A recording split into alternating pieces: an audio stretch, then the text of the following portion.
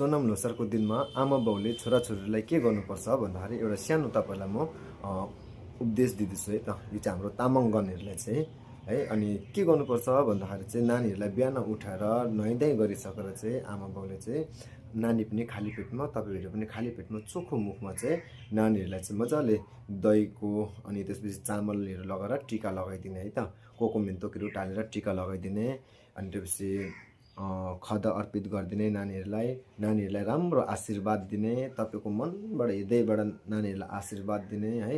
नानीहरूको जति पनि दुःखहरू सबै हटेर जाने। आमा बाउको आशीर्वाद चाहिँ एउटा कस्तो हो भन्दाखेरि चाहिँ अग्नि बल्छ नि, आगो बल्दाखेरि टाढोबाट हामीलाई तातो एउटा राप आउँछ नि, हो त्यो रापले चाहिँ के हो भन्दा त्यो अग्निले गर्दाखेरि चाहिँ हामीलाई राप आउँछ नि, हो त्यस्तै प्रकारको चाहिँ आमा बाउको आशीर्वाद यस्तो टाउकोमा छुने बित्तिकै आमा बाउको आशीर्वादको त्यो जुन चाहिँ राप हुन्छ, त्यो रापले नै हाम्रो अगाडिको आउनेको बाटोको जति पनि नराम्रो चिजहरूलाई सबैलाई हटाइदिन्छ है त। त्यस कारण चाहिँ आमा बाउको आशीर्वाद राम्रोसँगले थाप्नुहोस् अनि गुरुको आशीर्वाद पनि तपाईँले राम्रोसँगले थाप्नुहोस्। ल सो